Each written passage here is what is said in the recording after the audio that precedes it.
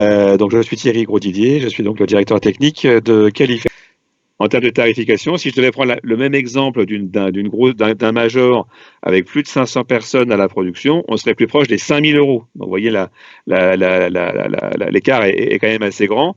Et à chaque strate de cette classification, parce que c'est ça qui fait un petit peu la jauge de la tarification, il y a un tarif qui est adapté et qui est fait pour être supporté par tous. Alors, on arrive au cœur du sujet.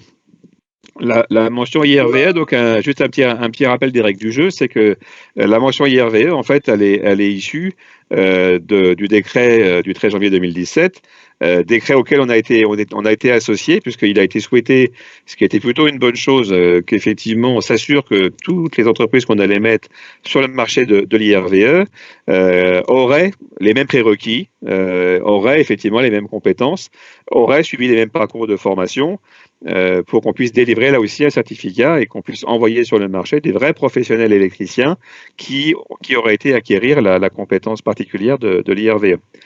Juste, on peut se poser la question pourquoi, parce que c'est la question que beaucoup se posent, pourquoi l'IRVE c'est spécifique et pourquoi on en fait quelque chose de particulier par rapport à de la formation. Je pense que tout le monde sera unanime pour reconnaître que la partie notamment de la composante courant continu est quelque chose qui n'est pas forcément très encore très présente dans les esprits de chacun, parce que c'est pas quelque chose qu'on côtoie tous les jours. Il y a une composante courant continu dans les bornes de recharge qui font que un minimum de formation qui pourrait s'assimiler à du recyclage est nécessaire pour bien appréhender le marché de l'IRVE. Donc le décret a été conçu de telle façon que la qualification est obligatoire dès qu'on installe une borne de recharge supérieure à 3,7 kg. Donc ça ne concerne pas la green up, ça ne concerne pas la prise plexo renforcée qui est au fond du garage, ça ne concerne que de la borne au-dessus de 3,7 kg. Et il a été confié à Qualifelec le soin de rédiger. Donc ça a été co-construit avec l'intégralité des instances et des collèges que vous avez décrits en début de présentation. Ça a été aussi co-construit avec les organismes de formation, donc historiquement les constructeurs, puisque les premiers qui étaient positionnés en fait sur ces installations-là, c'était Schneider, Hager et Legrand. Donc c'est avec eux aussi qu'on a construit les référentiels de formation, avec un acteur de la formation que vous connaissez certainement par ailleurs, qui s'appelle Formapelec. Voilà, c'est avec ces 4 acteurs majeurs qu'on a construit les référentiels de formation tels qu'ils existent d'ailleurs encore aujourd'hui. Donc on a cette nécessité de formation qui s'est déclinée en fait en 3 niveaux. C'est-à-dire qu'effectivement, un artisan électricien qui a une clientèle de particuliers n'aura pas forcément demain ou immédiatement la nécessité d'aller acquérir de la formation pour aller faire de la vente de recharge sur la voie publique.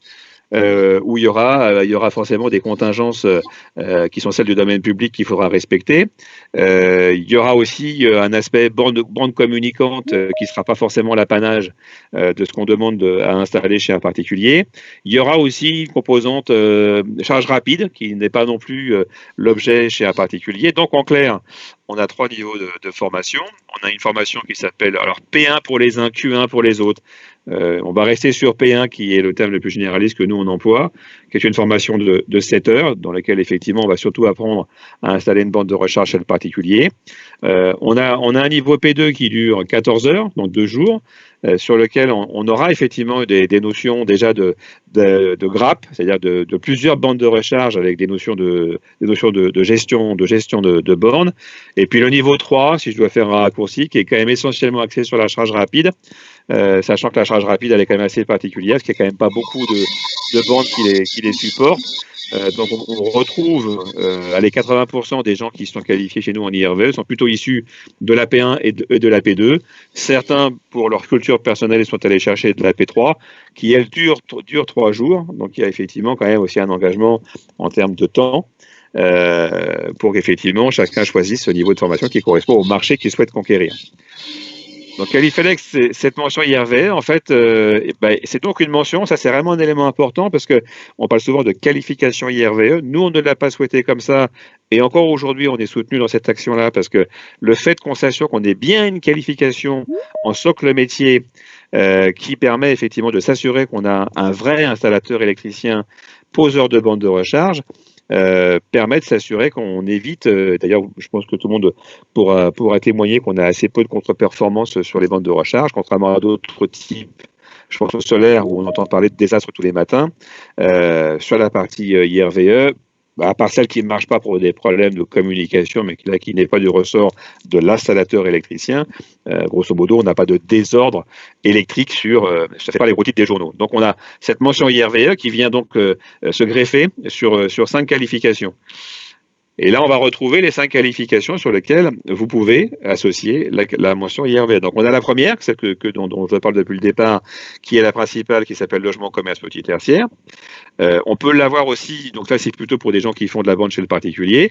On l'a aussi sur moyen, gros, tertiaire, industrie, parce que là, ça peut être une entreprise qui commence à avoir une petite flotte avec 3-4 Zoé, qui nécessite plutôt 1, 2, voire 3 bornes, où il y a en termes de calcul, il y a une approche un peu globale à faire de la consommation électrique que peuvent générer de façon simultanée 2, 3, voire 4 voitures. Branchement et réseau, je reviens à ceux qui sont effectivement acteurs sur la voie publique. Donc ça, c'est plutôt des entreprises qui ont fait les Autolib et qui font de la bande de recharge dans les parkings de chez Vinci et des choses comme ça. Éclairage public, parce que là aussi, pour les mêmes raisons, on a des gens qui font de l'éclairage public, sont à la proximité du réseau, et on a même des cas dans des villes où on est venu greffer de la bande de recharge directement sur du candélabre en venant se servir en fait des réseaux de communication de la GMAO associés à l'éclairage public pour piloter de la bande de recharge intégrée à des mâts d'éclairage.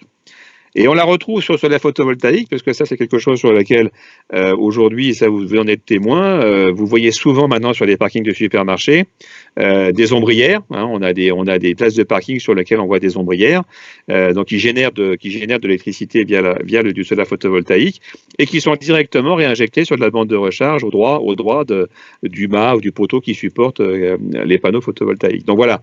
C'est-à-dire qu'on vient d'abord chercher quel est son socle métier. Je fais du logement, je fais du tertiaire, je suis sur la voie publique, je fais du photovoltaïque. Et c'est par cette clé d'entrée en fait de la qualification qu'on vient plugger la mention IRVE sur cette qualification principale.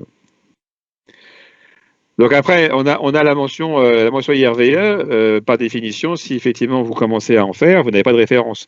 Donc de la même façon qu'on a une qualification probatoire sur laquelle on demande tout ce qu'il est nécessaire de réunir comme pièces, sauf des références chantiers, on a aussi une mention probatoire IRVE, où là, vous n'aurez qu'à justifier que de la formation, P1, P2 ou P3, en fonction du marché que vous souhaitez conquérir.